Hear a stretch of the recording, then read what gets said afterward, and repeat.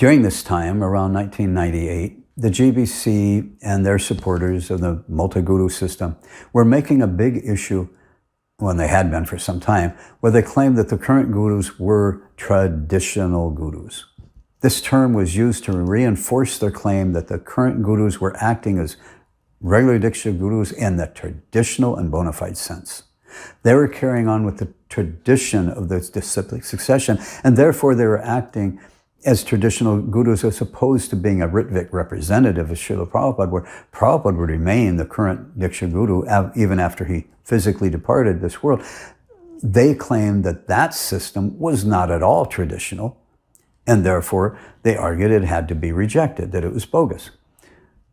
Their point being that Srila Prabhupada wouldn't have wanted us to follow, their point was that Srila Prabhupada would have wanted us to follow the traditional path of the traditional sampradaya or disciplic succession. I had an issue, however, with their use of the term traditional guru. Because were they really acting as traditional gurus? My research led me to the conclusion that the current gurus were not traditional at all. First of all, as I pointed out, they fell far short of the Shastric definition of what a true Diksha guru is. The true Diksha guru is defined as one who saves his disciple by the torchlight of transcendental knowledge. In ISKCON, this torch is held by Srila Prabhupada and his transcendental teachings, not by those who the GBC have ordained to perform the initiation ceremonies or perform the duties that were assigned to the GBC. This led me to ask then, just what was the real position of the current gurus? Even the GBC had argued that they appeared to look like gurus only as long as they performed the duties that Srila Prabhupada had prescribed to the GBC. As I've shown, performing those duties is not what defines or makes one an actual guru. So what really was the true position of the current so-called gurus? Well, for that, I was going to have to do some real meditation and some real thinking. And it would require the help of the great yogi analytical thinking cap. So I went to my closet, and yes, I found it. And here it is, my great yogi analytical thinking cap.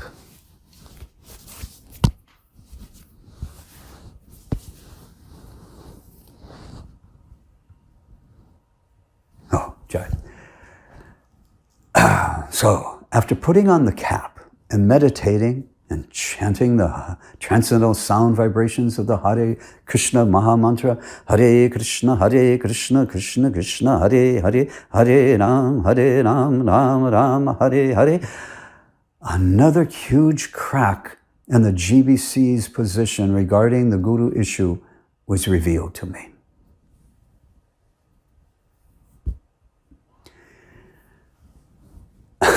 A disciple is to accept his or her guru as the ultimate master. Guru is the spiritual master for the disciple. And the word master, it means that you accept the master as your all, and it means, oh, well. And the word master means you accept him as your all and all authority in life. Since the GBC was making this big point about the gurus, their gurus being traditional, I saw that the traditional guru is really the master within his own ashram, where he acts as guru. That is the actual traditional setting for the guru. In the traditional sense, that traditionally, the highest and ultimate authority within an ashram is the guru of that ashram. He is the master. He is and that is the traditional setting for a guru. In the traditional ashram setting, the guru is like the father, and his disciples are like his many sons. Not too long ago in society, or in a patriarchal society, the father is known as the master of the house. As long as the father is living, he is the master in the house. But when the father dies, then generally only one son can remain in that house, and he becomes the next master of that house. The other sons generally have to move out and get their own homes, and then they will become the master of their own house.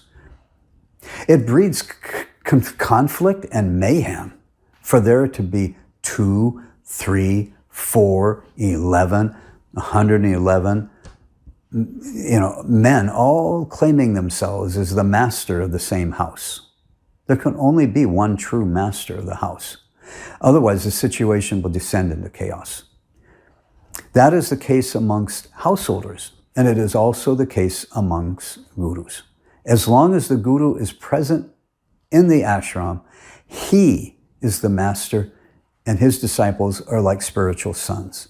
But when the guru leaves this world, traditionally, he appoints only one of his sons to be the heir of his ashram. The other sons, if they want to become masters also, they must move out and start their own ashrams, where they then become the master of their own ashrams. Traditionally, no guru will appoint multiple disciples to become gurus within the one same ashram or organization of ashrams. That would be like the father giving his one house to 10 sons and appointing not one of them to be in charge. It would end up in chaos. However, the GBC claimed that this is, in essence, what Srila Prabhupada had done. They claimed that he had appointed 11 gurus who would all function as guru within his one ISKCON organization, and that they could add more gurus later. When Srila Prabhupada was present, ISKCON had but only one guru, one master.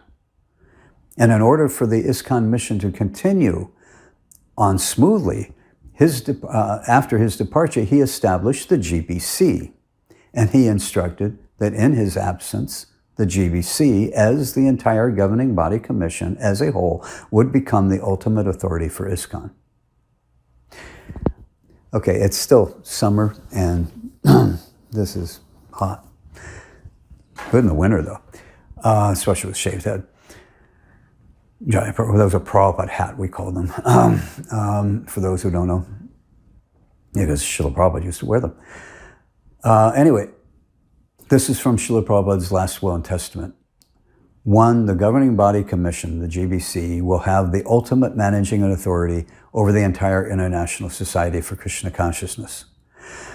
The GBC body, as a single authority, is the ultimate authority for ISKCON. So where does that leave the current ISKCON multiple gurus?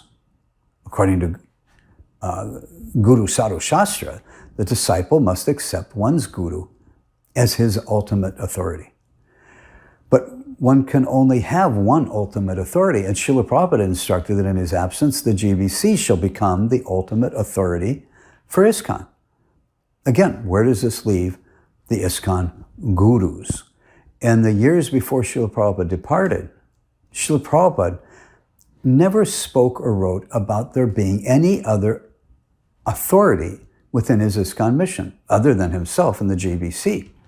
He never wrote or spoke about a future ISKCON that had multiple gurus or masters separate from the GBC. The only thing that he wrote or instructed in this regard was that for the GBC to serve as the ultimate masters for the entire ISKCON mission, which means and includes all of its ashrams.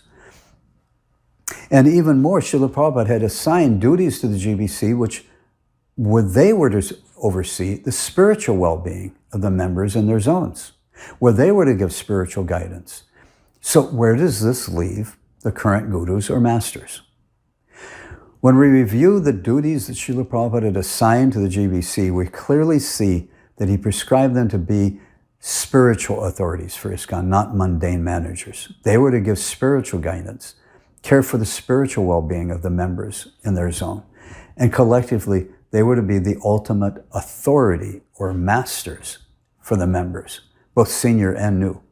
He even explicitly stated that the GBC was not to be so involved in the mundane management. That was left to the temple presidents to handle. The duties and positions given by Srila Prabhupada to the GBC would, yes, they would be normally executed by a guru in the ashram. If the but those duties and prescribed duties don't make one a guru, don't define one a guru, but they would normally be executed by a guru in the ashram. If the GBC were to execute and follow the instructions the Prabhupada had given them, and they continued to perform these duties of giving spiritual guidance for all the members, then where does that leave the current gurus? Where would it leave them? Yes, the title Prabhupada means master at whose feet all their masters sit. In that sense, there may be other lesser masters, but who is the master over and above all other masters? He is the real master. Anyway, I'll come back to these arguments later on. But as at this point in my journey, my realization was that since the GBC ordained new gurus, since the GBC decides who is authorized to perform initiations for the new members and who is not, and the GBC gave themselves the authority to take away such authorization, and if needed, even expel a guru from ISKCON altogether, that means that the GBC had full authority over the ISKCON gurus. I'm just going to share a little tidbit that at one time there was an ISKCON guru, but he was also acting as a temple president, but the congregation at that temple went to the GBC and complained, and the GBC had that guru removed as the temple president. In this way, the GBC have full and ultimate authority over and above the ISKCON masters. That makes the GBC the master of the sub-level masters who perform the initiation ceremonies. When the new members are initiated, they are not just considered disciples of the guru who performed the ceremony, but they're considered as initiated members of ISKCON. Should their guru fall down and take leave of ISKCON, the disciples are urged by the GBC to stay and remain as bona fide members of ISKCON. Their being seen as bona fide members of ISKCON is not dependent on their submissiveness to their guru, but it depends on their submissiveness to the GBC. The GBC is the one who authorizes the new members as being bona fide members of ISKCON, and not the gurus who perform the initiation ceremony. In 1998, I used my analytical thinking cap, my great yogi analytical thinking cap, and to study this aspect of this issue. And I came to the conclusion that the current ISKCON gurus were actually acting more like Ritvik representatives than they were acting as actual gurus. The actual or true guru is defined by Srila Prabhupada, and Scripture is the one who bears the torchlight of transcendental knowledge and saves that soul by delivering them to Krishna. The GBC have recognized Srila Prabhupada as being the prominent Siksha Guru for all the members of ISKCON because they have rightfully acknowledged that it is Srila Prabhupada's transcendental teachings that all the members of ISKCON must take full shelter of. In essence, the GBC authorized or ordains the ISKCON gurus to perform the initiation ceremonies by which the new bhaktas and bhaktins become duly initiated members of ISKCON. But who must these initiated members of ISKCON, who are they supposed to accept as their ultimate authority? According to Srila Prabhupada, the GBC. It is the GBC who authorized the person to perform the initiations. It is the GBC who has full authority over and above the gurus that they authorize. So then who is the real master for the new members? The master under which all sub-masters sit. That is the GBC as a whole. Well then, doesn't that bring us to the conclusion that the GBC is the actual real master? They're the real authority. Aren't they the real spiritual master for the new devotees and not the so-called guru? Say what? Well, that's where this line of analytical thought had taken me. Oh God, what sort of nonsense is this? How can the GBC as a body be the real and actual guru of the new members? Even if that were possible, that again would not leave the current gurus to be no more than ceremonial priests who perform initiations. But they wouldn't be doing that on behalf of Srila Prabhupada. Instead, they would be performing those functions on behalf of the higher authority that authorizes them to act in this way, which is the GBC. The GBC ordains those men to perform the initiations, but yet the GBC remains the ultimate master and authority over and above these so-called sub-level gurus who performs the initiations. But that would make the GBC as a body the real guru of the new members. And there's no doubt that this is really a weird and bizarre idea. But I'm a logically driven person. I reanalyzed it, and that's where my logic brought me. Don't get me wrong here. I'm not saying that this is a bona fide system. I'm not promoting it as a solution to the issue. I'm not promoting that this is what Srila Prabhupada wanted. No way. What I'm saying is that this is where my analysis of the current system took me. I was trying to figure out, where do the current gurus really stand in this issue? What is their really position here? Are they actual gurus? Well, they don't carry that torchlight of knowledge. Are they, in what other ways? What is their actual position? Well, they're master, they're gurus, that means they're master. But are they the master? Well, there's the ultimate master, the GBC. So my logic was, this was just following a logic thought, logic deduction. And I reached this point. What I'm saying is that when you really examine it, when you really analyze the current guru system in ISKCON, as it has been set up by the GBC, but this is what it really boils down to. This is what the current system really amounts to. This is what the current system is really functioning as. And again, what am I saying that system is? That the GBC as a whole is actually the real masters of the new members. They're the masters over the ones who are performing the initiations. And those whom the GBC call as gurus, they're really just ordained to perform the initiation ceremonies. Oh yes, they perform some of these functions that were prescribed by Srila Prabhupada to the GBC, but that doesn't make them guru. That doesn't define them as actual guru. So they're just being ordained by the GBC to perform the initiation ceremony and have the show bottle appearance of being the actual guru. But the real actual master in this whole scheme is the GBC. So I came to the conclusion that the current system in ISKCON is actually a Ritvik representative system. And that the new gurus are actually Ritvik representatives, but they're just not Ritvik representatives of Srila Prabhupada. Instead, the current system in ISKCON is that they're actually Ritvik representatives of the GBC. They function under the authority of the GBC. The GBC ordains them to perform these initiations. The GBC ordains them to accept the air of being an actual guru. And the GBC is okay with them performing their prescribed duties.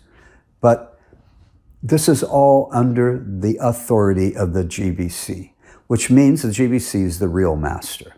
And if new members come, they take initiation from their guru, but in the end, they have to accept the GBC as their ultimate master. So I was writing, I actually wrote this in a paper to the GBC, and I wasn't proposing that this is the system we should adopt.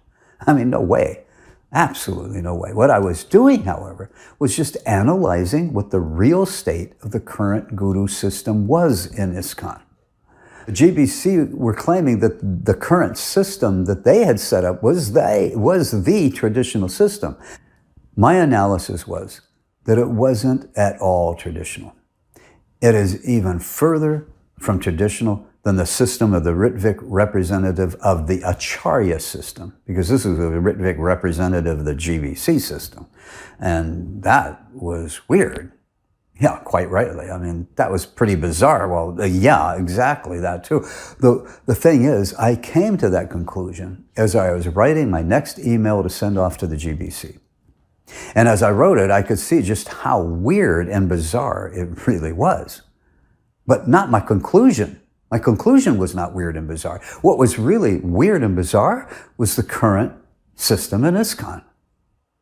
It wasn't traditional. It's just weird and bizarre. And as I came to this conclusion, it was obvious that this was so extremely close to what the Ritvik Ras supporters were saying, except that they were saying that these men who performed the initiations, ceremonies, that they were to be representatives of Srila Prabhupada, not the GBC.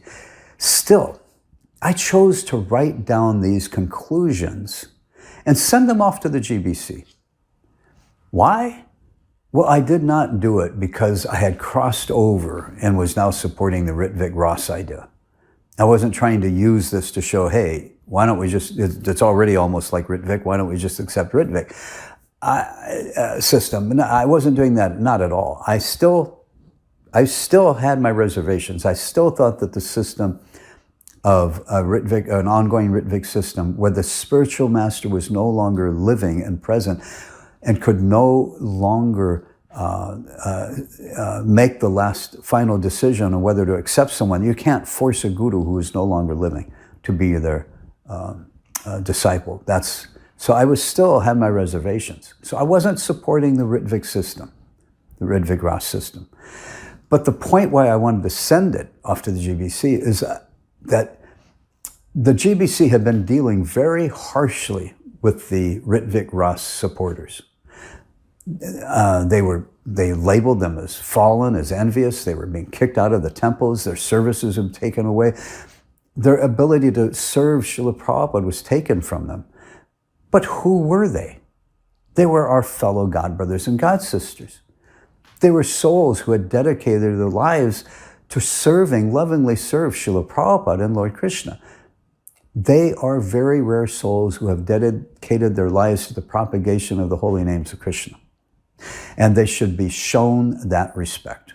On the flip side, we can say the same for the Ritvik Ras supporters. They should also see that the current GBC and those who support that system, they're also dedicated their lives to the propagation of the holy name. So when I reached this bizarre conclusion, and actually the conclusion itself wasn't bizarre, but when I reached the conclusion that the current system in ISKCON was actually so bizarre, that I decided that I would send this off to the GBC for the purpose, the purpose was I wanted to try to use this to diffuse the differences between the two camps. I wanted to show them how so close their system was to the Ritvik representative side. I wasn't saying that this was right. I was just showing what the system really was. It is the GBC who authorize these men to perform initiations and have allowed them to perform these other duties which were prescribed by Srila Prabhupada to the GBC, which gives them the appearance of guru, but they're not actually. That doesn't make them a guru. And if you take that away, then they're just being authorized to perform the initiation ceremonies, yet the GBC remains as the ultimate master, the real master in ISKCON, which all the new members ultimately have to accept the GBC. When their guru, if their guru falls down or their guru dies, they remain under the authority of the ultimate authority of the GBC. So they are the real masters then, and not the ones who are performing the initiation ceremonies or carrying out these duties that are supposed to be carried out by the GBC. So anyway, I sent this off. I actually sent it to the GBC. I wanted to see if they would kind of realize the same as I came to the realization that the current GBC system of gurus was practically the same as the Ritvik system, where they were Ritvik representatives of Srila Prabhupada, of the Acharya. The current system was really a Ritvik system where there were representatives of the GBC. So I wanted to try to use that to diffuse the differences. And then, once that's diffused, take down the fever pitch a little bit, and then we can analyze what the real system is supposed to be. I wasn't proposing this, and I wasn't trying to make it so they would accept the Ritvik side. I just wanted them to see that really their system was hardly any different, and then we'll go from there. But really, what I was really doing for the whole time, for the 2 years, was just trying to get the GBC to just look at my proposal and see that they needed to restore these duties back to the GBC. But my research was taking me further and further closer to actually start studying the actual Ritvik Ras issue. Up to this point, I had still not even attempted to start studying the actual Ritvik Ras side. I was still avoiding that. I had got into this study on what was the real guru. And that's what, and then I tried to, real guru is the one with the torchlight of knowledge, and well, that's not what the ISKCON gurus are. And if we take away these functions, then where do the ISKCON gurus really, what is their really function? Where do they really stand? And that's what I started researching. And that's when I realized and came to this conclusion that the real master is the GBC. They're not the real master. And then, so where does that leave them?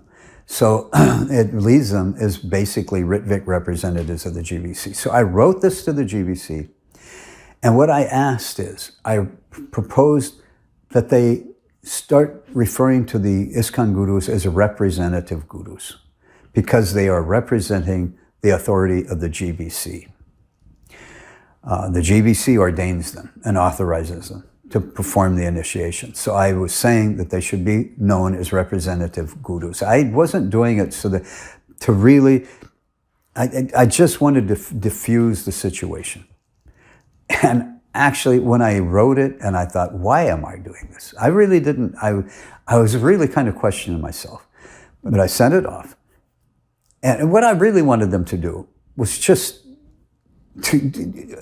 what I've been trying to do for 2 years, get them to understand they should restore the system back to the way it was when Srila Prabhupada was here, and give these duties back to the GBC. Where that leaves the gurus, my main point was, do this first. Put the GBC right in order, then, under spiritual strength, figure out the guru issue. But this is where my analysis had led me, and it was quite bizarre, but I sent it off the GBC anyway. Again, I never received a reply or correspondence from a single GBC member. However, a devotee on the GBC conference sent me copies of some of the correspondence where 2 members of the GBC actually agreed with this paper and had proposed this, that the rest of the GBC accepted.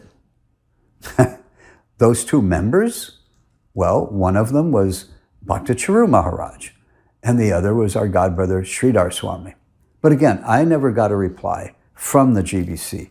And again, all I got was the same cold, and no, we're not going to go there. It's cold, silent treatment. What we're, excuse me. So obviously, this wasn't something I was proposing. It was just where my analysis had led me. And what I was realizing, analyzing and realizing what the current system really was. It was hardly any different from a Ritvik representative of the Acharya system.